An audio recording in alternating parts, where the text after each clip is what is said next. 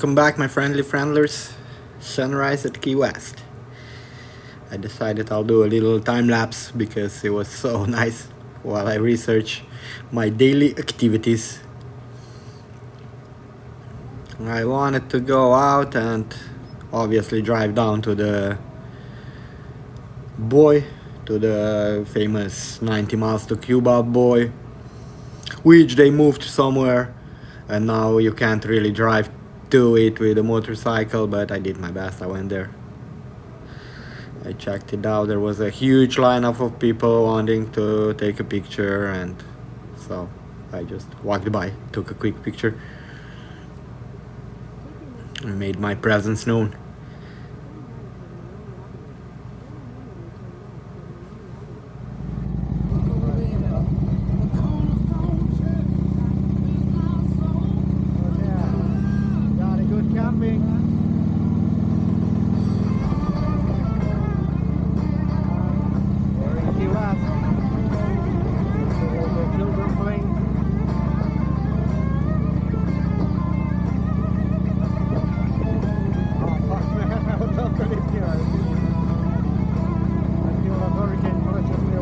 In 600 feet, turn right onto 3rd Street. I came to the end of the continent, Jesus. Oh, but let me tell you, there's something else. The ocean on one side, the Gulf on the other. Key West, yeah, man. A different story, different place. It'd be fun, yeah. I mean, like I mentioned earlier, I thought I could live here. Anyone, but I don't know. Oh yeah, there's those millions of dollars waiting for me. I keep joking about. Well, you never know, man. Life is life. What was it? The Lord works in mysterious ways, Albert. But yeah, I mean, you see, this is so nice. Like you keep going, and it's like you have access to water everywhere. Like I keep saying, I love water. This is amazing. Used to be a very important hub, like Key West. Ever since, right? They were like, it's a trade route of trading importance. And all kinds of people came down because it's so far away from the mainland too. Good fishing, deep sea fishing. That's why Ernest Hemingway was hanging around Key West. It was one of the things I wanted to do, actually. I kind of had a plan of going, checking out the buoy, then going to Hemingway Museum. Then there was a fortress that I wanted to see. Then I wanted to find a place where I could fly the drone, at least for a bit. And after the drone, I was absolutely adamant to make it to Mallory Square, where they have a sundown celebration every day. So every day when the sun goes down, people come to Mallory Square and have a little celebration, which I thought was kind of cute and nice, and something to tick off my bucket list.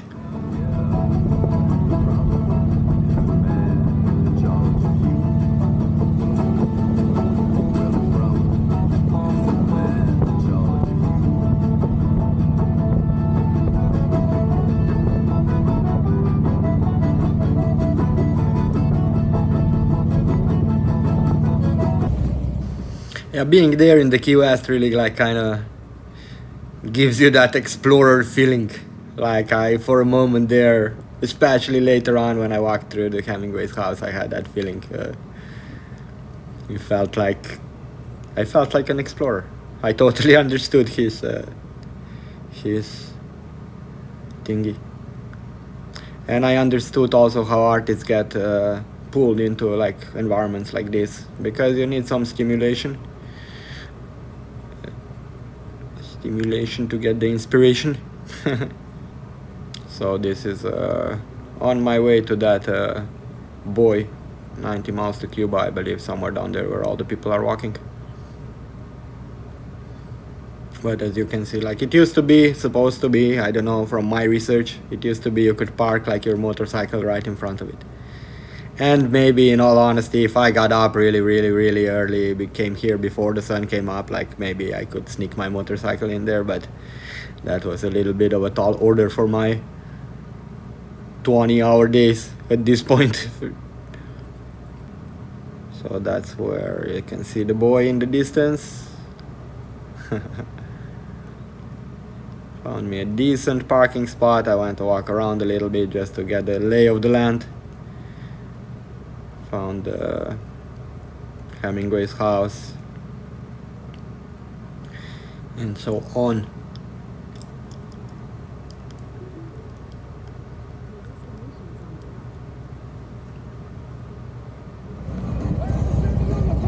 Kind of fucking shit.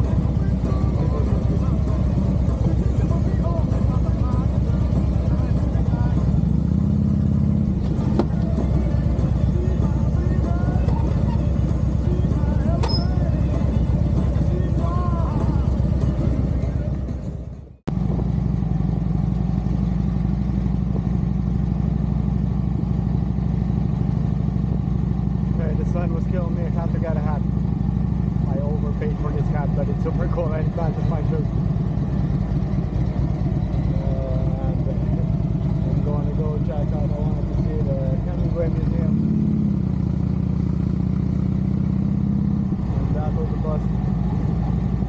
It was like full line up around the block.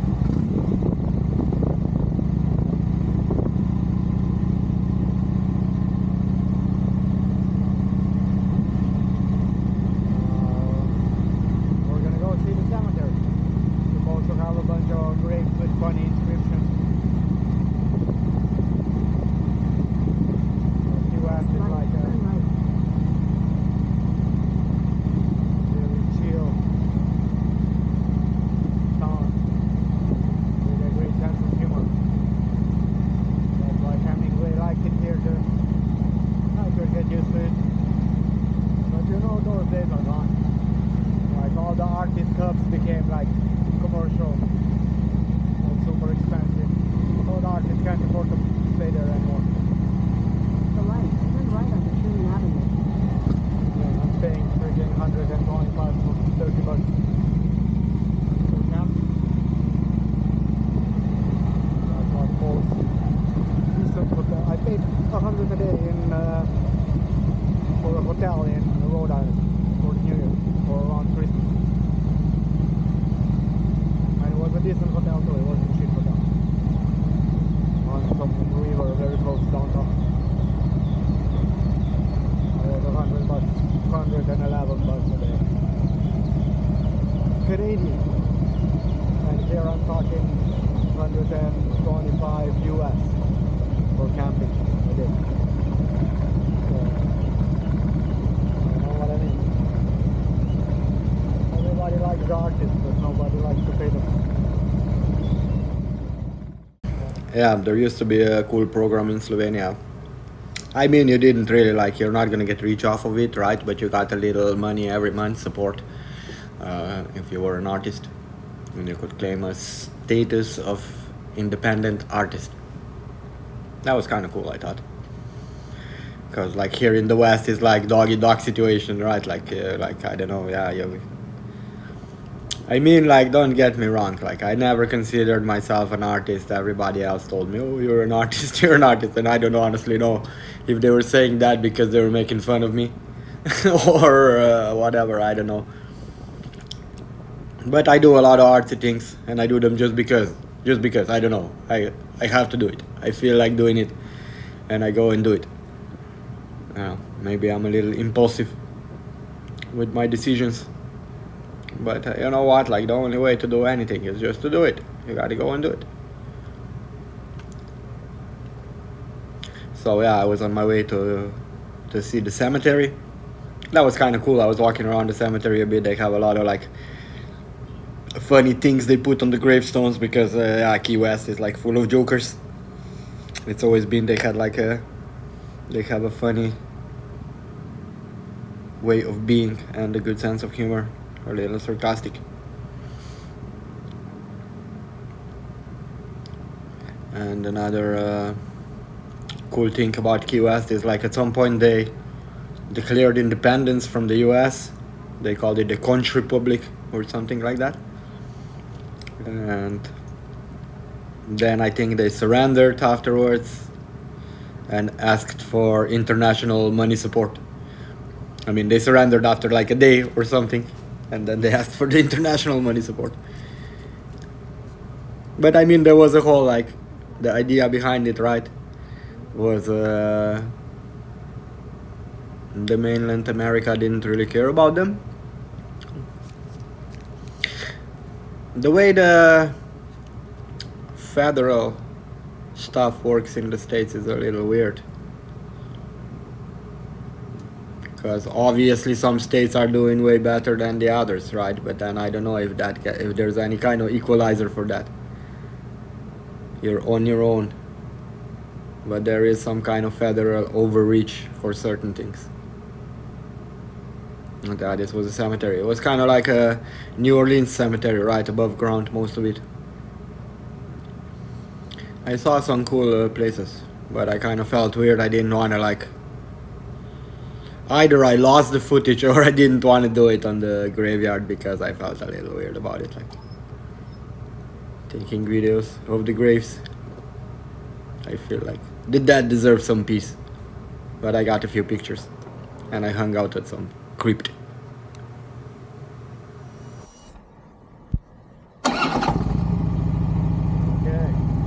Checked out the cemetery. We're going to check out some kind of fortress now. See what that's all about.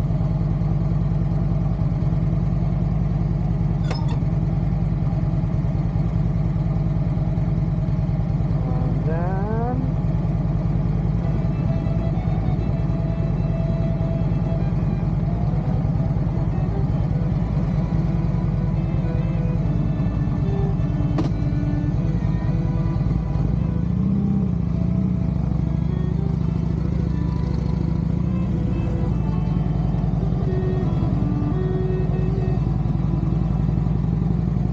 At the next stop sign, turn left.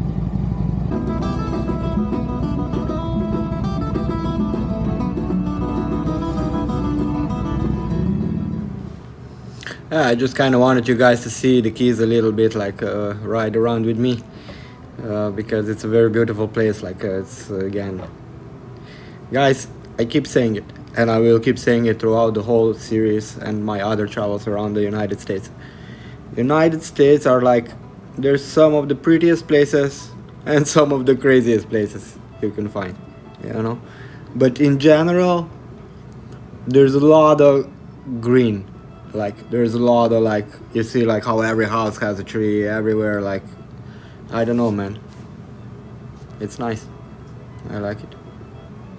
I've been to a lot of places now, I can say, all over the States. Honestly, I don't know. I'm getting close to seeing all the states. I think I've done 42 or 43 states already. And my goal is to do them all. And then I'll do all the provinces in Canada maybe also at some point. But it's like, it's very different here to travel in Canada. That's why I travel the States. It's just much more motorcycle friendly.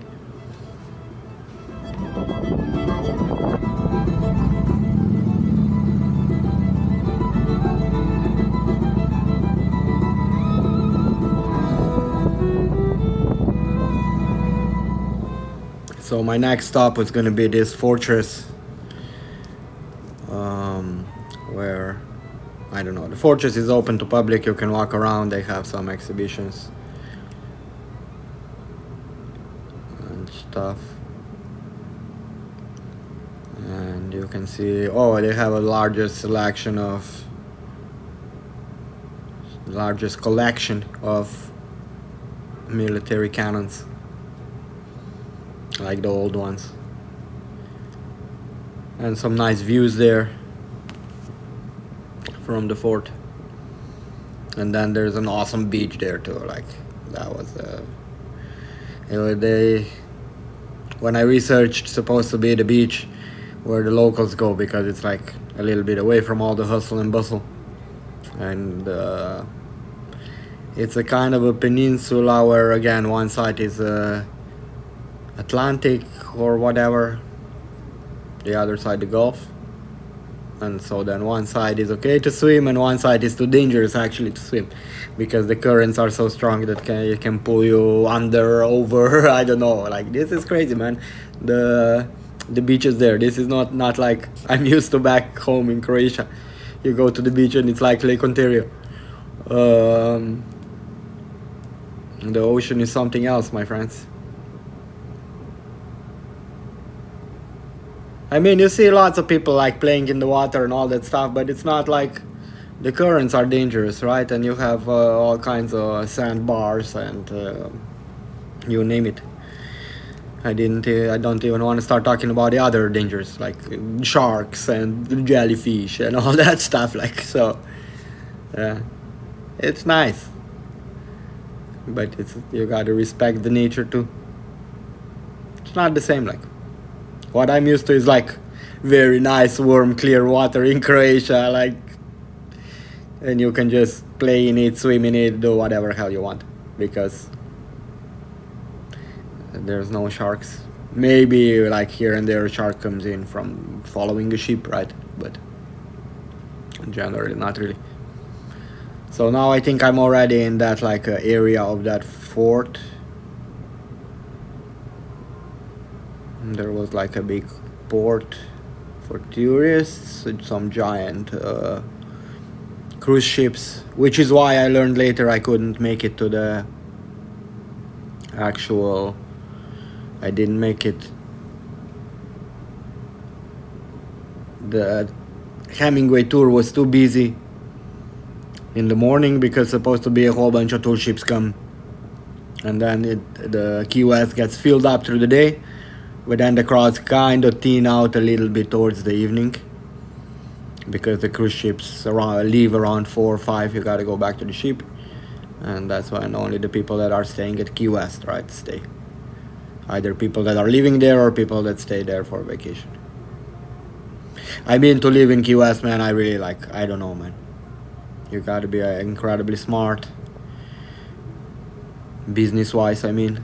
Or you had to like inherit something, or I don't know what, man. So here was the entrance to that fort. And I hope, I'm pretty sure I took some pictures. I'll show them to you guys. I'll put them on the screen.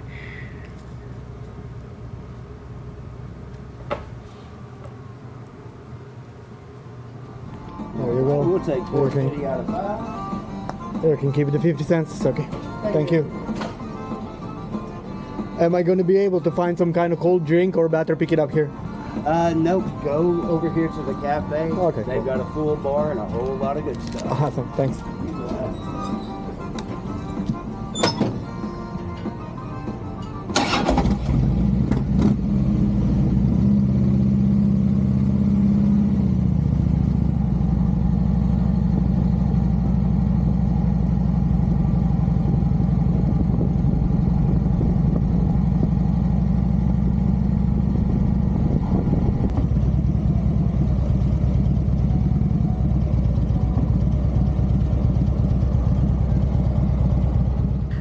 Funny, eh? People look at me and they always assume I'm drinking, partying, I don't know, crazy maniac. Well, I wasn't looking for an alcoholic drink. It was hot like hell. I just wanted to have a cold drink. That's how I keep myself cool in the hot weather. I usually keep some kind of cold drink around. And when I go around with my bike, I have a little cooler in the back.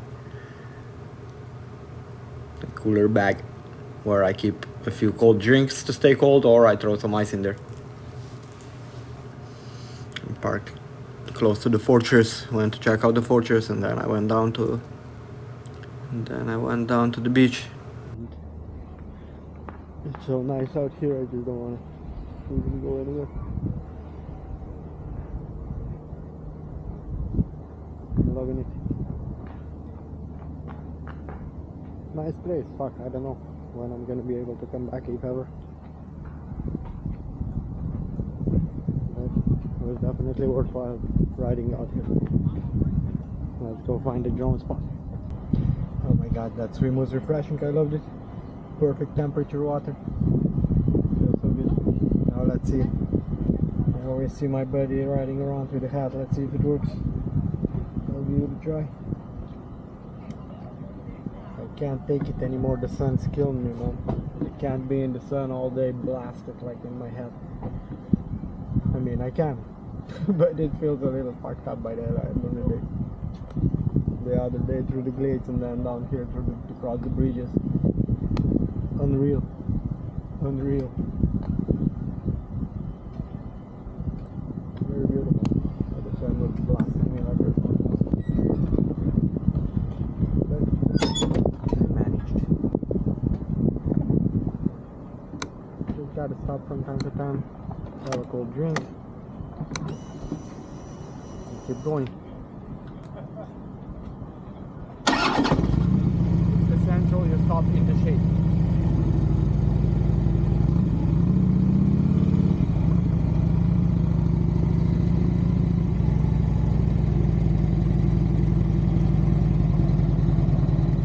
So yeah, I was gonna go look for a spot to fly my drone. I had something in mind, but then I said, you know what, I'll drive. It was around 4 o'clock already, I believe. So I was thinking, you know what, I'll drive past Hemingway's house, and if it's not full like it was before, because before it was like line up around the corner from all the people from the cruise ships. And I drove by and I saw there was nobody there, so I was like, you know what, maybe I can catch a tour, because I kind of really wanted to see the Hemingway's house. I like in a way I like Hemingway. He was such a like man figure, right? Like he was like one of the early, like what would you call, like influencers or whatever. But what I liked about him, he was like very manly. He was like traveling the world and doing his fishing, and in fact he was a great fisherman, right? He helped develop the modern fishing gear, in case you didn't know. He was one of the best in the world. He was like a fisherman rock star, Mr. Ernest Hemingway. I haven't read a lot of his work. I read some, but I appreciate his life. Kind of balls to the wall thing, right?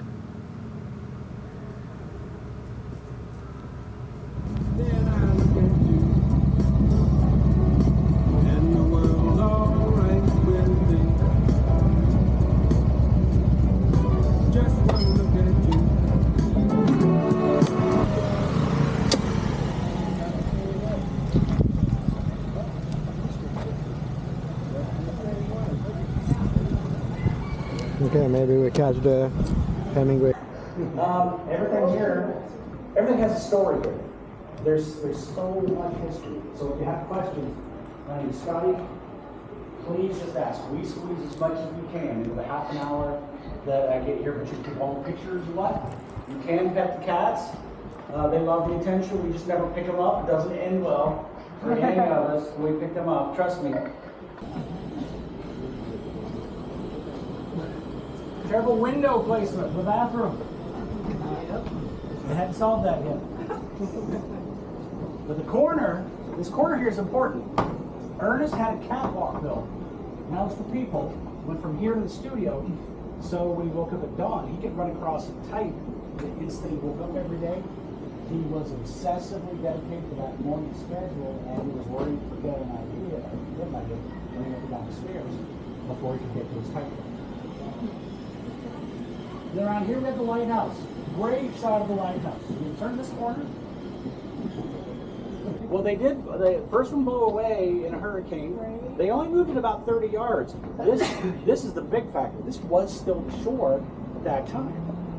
The Navy came in after World War II, and they were digging out submarine channels. So they built the Truman Annex. They expanded the shipyard. The island's now twice the size that it was when Ernest lived here. And it's easy to see from the front. Anybody know the line? Worst bond line ever. Sniper was on the tower. 2 agents were down here, and they were going to take him out. They said, well, I guess this is a farewell to arms. And he injured him and got away. See, I saved you a couple hours. There we go. And up until the late 40s, most of that was still the ocean right behind the house. So that's how much it changed. This corner back here, this was Ernest's favorite place to sit and edit his work. Yeah. That's an important point because the box is going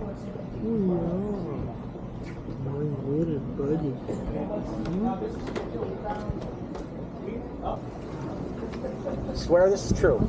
I'm not making it up. This is from the men's room at Sloppy Joe's. I believe it. Can't unsee that once you know. Sloppy Joe's used to be where Captain Tony's is now.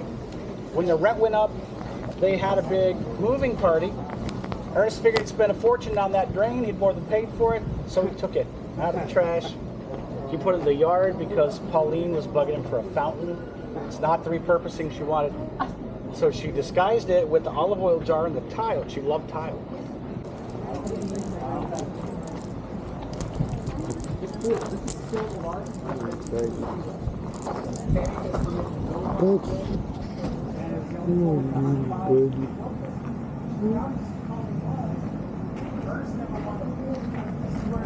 It's a pretty cat.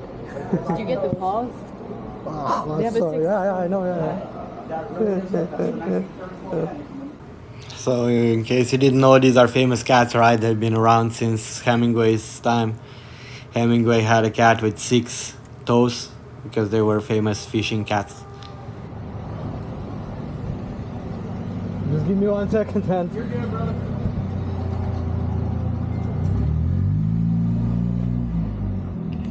Head toward Truman Avenue, then turn left onto Truman Avenue.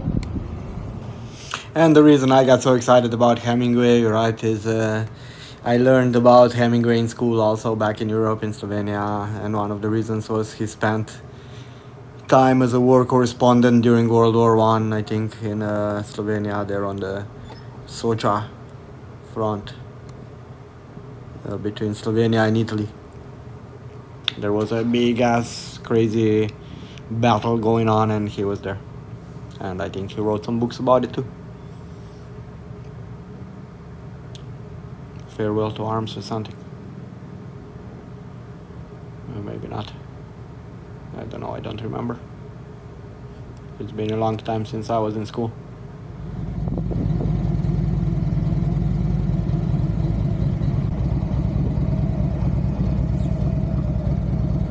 Chickens roaming around.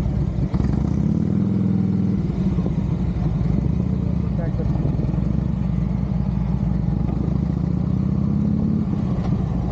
Cool little place, but like I said, what was it? I don't know if that's the right word, but I think they call it gentrification.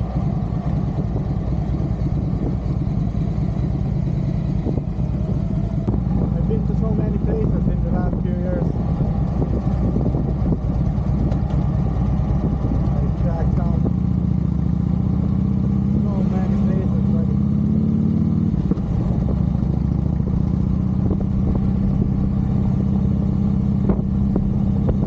Completely bare.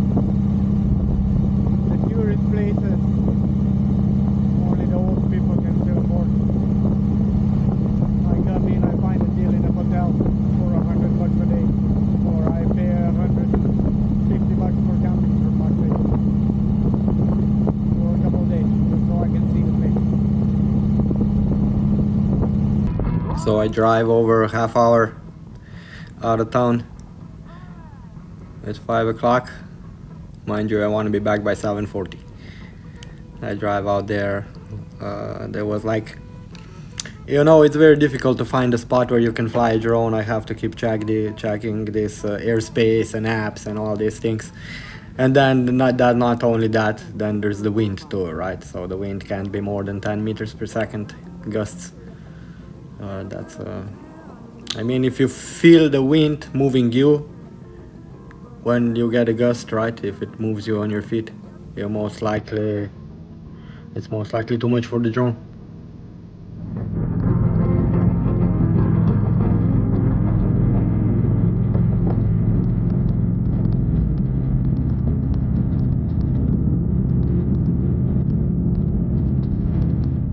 I drove through this gorgeous neighborhood looking for my spot. And then the Key West, right, is there's a military base, so you have to go away from that, and it's all kinds of rules and regulations with the drones. You never know.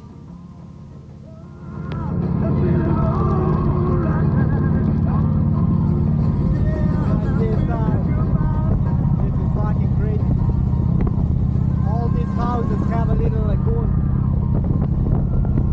You can just drive in with your fucking boat. That's pretty good. Only in Florida.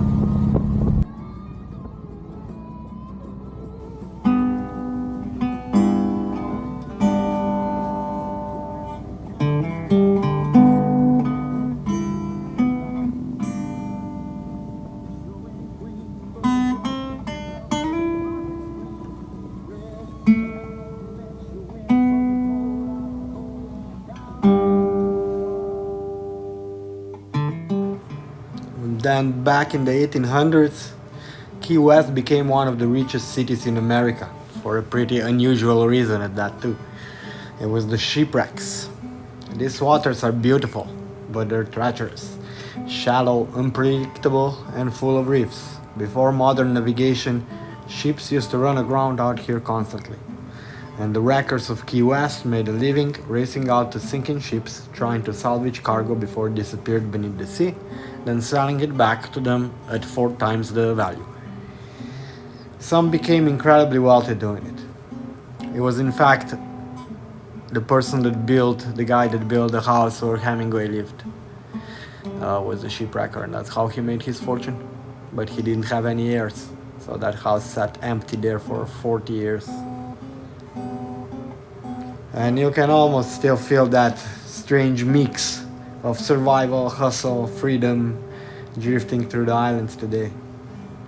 There's something rough around the edges about the Keys, like paradise built by pirates, fishermen, smugglers, and people trying to escape the ordinary life. By the time I reached this place where I flew my drone, the Sugarloaf Key, the wind had started to really pick up hard. Flying the drone out here was right on the limit again, and honestly, sometimes that becomes half of the adventure. You spend hours chasing weather, light, tiny little moments between gusts, but from the air, the Keys are something special. It was definitely my favorite place to fly.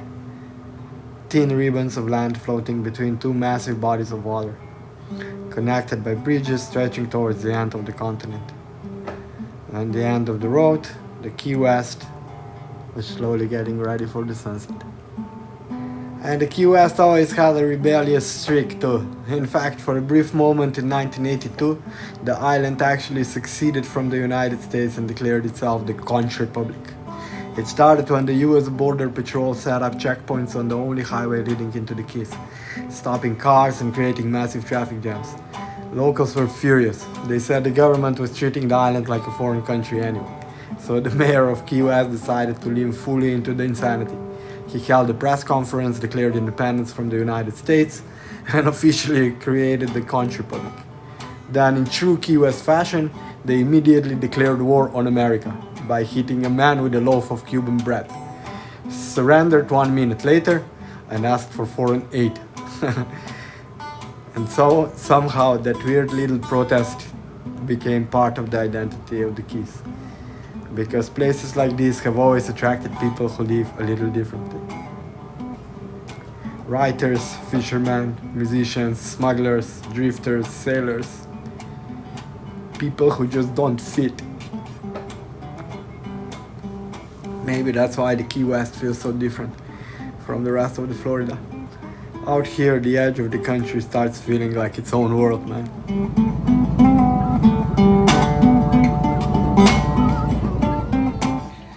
And then, as the sun starts dropping slowly towards the Gulf, people begin gathering at Mallory Square from every direction. I was headed that way myself. Tourists, locals, street musicians, old sailors, families, drifters. Everybody eventually ends up here. And for a little while, the whole island takes a pause. The sunset celebration has been a part of Key West culture for decades now. Every evening, artists, performers, and tourists line up the waterfront while the crowd waits for the final light to disappear beyond the horizon. It's part festival, part street circus, and part spiritual ritual at the end of the continent. And maybe that's how it works so well, because after a full day of heat, salt, traffic, music, and wandering around these strange little islands, everybody stops pretending they're in a hurry to get somewhere else. For a few quiet moments, people just watch the sky change colors, and they do it together. And honestly, standing there at the edge of America after thousands of miles on the road, it felt like exactly the right place to end the day. Obviously, the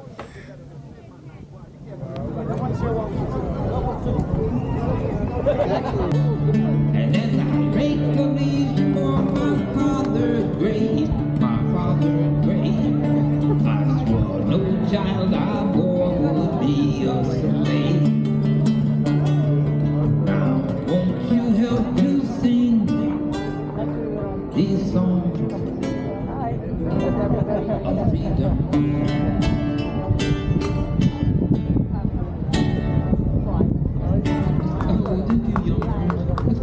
Oh, I know the sun will do me by my father's hand. All my days I will sing it.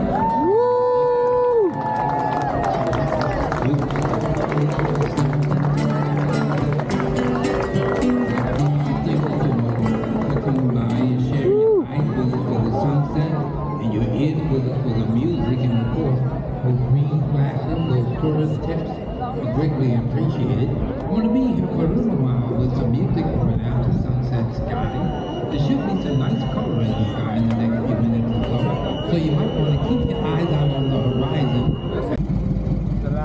It's 12:30 at night. I'm leaving Mallory Square, where the sundown celebration was pretty fucking wild.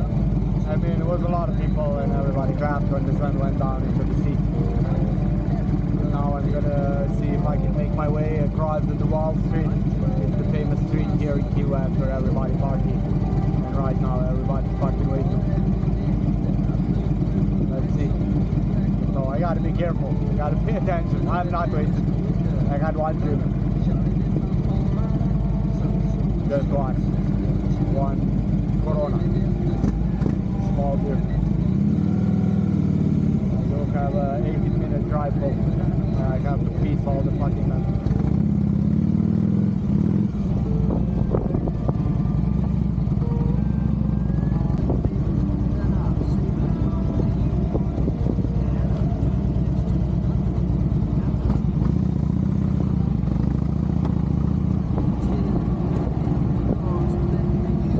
At the stop sign, turn right onto Front Street. Then Front Street turns slightly left and becomes Whitehead Street. I can't imagine anything. The world is ours whenever we're together. There ain't a place I like to be instead. Down a crowded avenue. yeah, and even past midnight, Duval Street was still pretty alive, I gotta say. Music pouring out of bars, people dancing in the streets, scooters buzzing around, neon lights reflecting off old buildings on the pavement. And the whole place feels like some strange tropical carnival that never really goes to sleep. I kept joking about it. It's like New Orleans for the beach people. That's the part what makes Key West so unique. It's wild and relaxed at the same time. A place where nobody seems too concerned about fitting in or anything else for that matter. And after a long day wandering through islands, history, sunsets and ocean air, riding slowly down the Duval Street at 12:30 in the morning felt like one last glimpse into the strange little soul of Key West before heading back to camp. And this was really, oh my god, location, buddy, I'm blown away. If you anybody watching this video, if you ever have a chance to go to Key West, go to Key West. There's a few places in America that I gotta say anybody that's my friend likes to see, would like.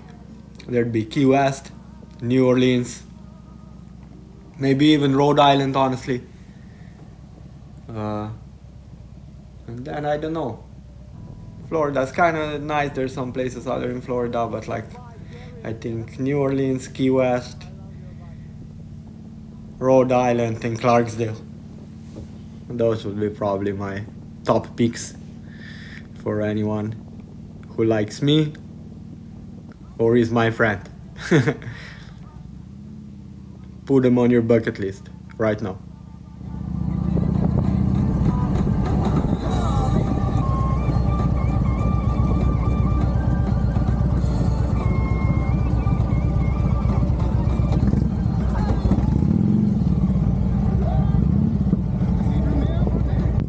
Okay. Time to leave the keys. I mean, I'm gonna take my keys with me, but time to leave this gorgeous islands. Holy fuck, man. If I could, I would just stay here. No picking up my bag.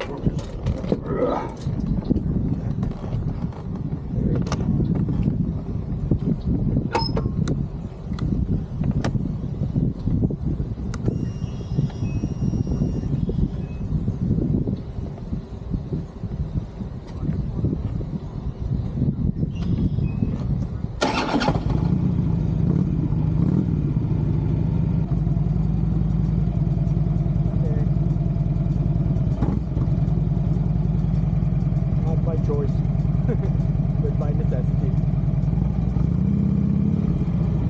It is.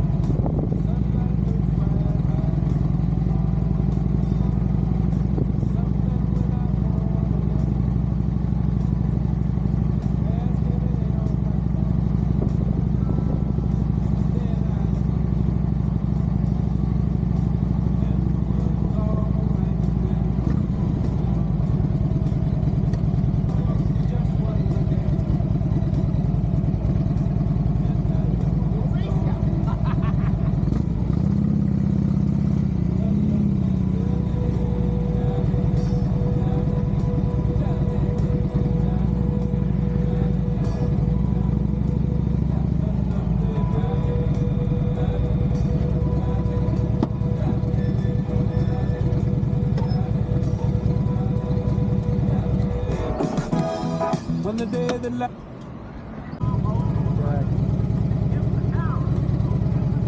That's it. For the, I don't know which time, but this is it. I don't want to, but I mean, I don't want to. It's a nice place, but like, you know what? It's kind of like,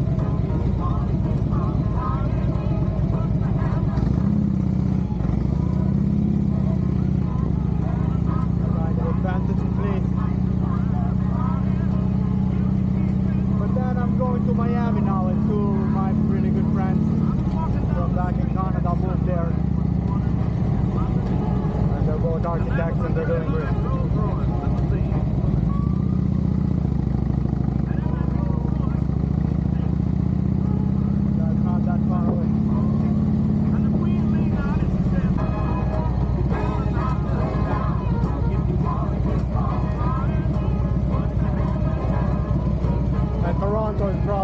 expensive as fuck in Miami, man. That's why, like, I don't know. It's killing me to live there, like in Canada. I don't like it at all, but my job is nice. The crew I work with is pretty cool.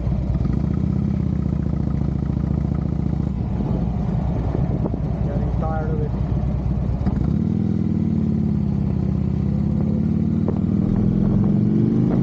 It wasn't built for long winter. Like cold people.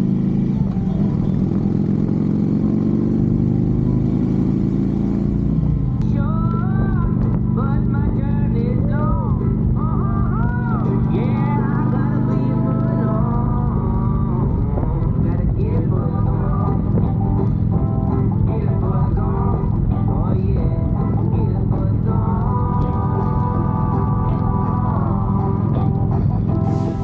Well, it was time to be moving on. By morning, it was time to leave those cute little islands behind and point the bike north again. Crossing the 7-mile bridge again one last time. It almost didn't feel real anymore, man. Miles of concrete floating between endless shades of blue, carrying people in and out of a place that somehow feels separate from the rest of the world. Maybe that's why so many writers, drifters, musicians, and dreamers ended up there over the years. Like I mentioned before, right? I swear, man, Key West is not just a destination. It's a state of mind. I feel incredibly grateful and thankful that I managed to experience it. I mean, no thanks to anybody but me. But anyways, the universe granted me this one. And after a few days of wandering, in fact it was just one day of wandering through the streets, the ocean air, the strange history and the sunset ritual at the edge of the America, it was finally to roll back towards the mainland, man. Not looking forward to the noise, the traffic, the city, the endless movement of people and cars. But somewhere behind me, out in the ocean, the little Conch Republic was still floating in the sun. Thanks for joining me on this one. It was kind of special. I wanted to dedicate one full episode to the Key West because it made a pretty big impression on me. It's like it pulled the lid off my head.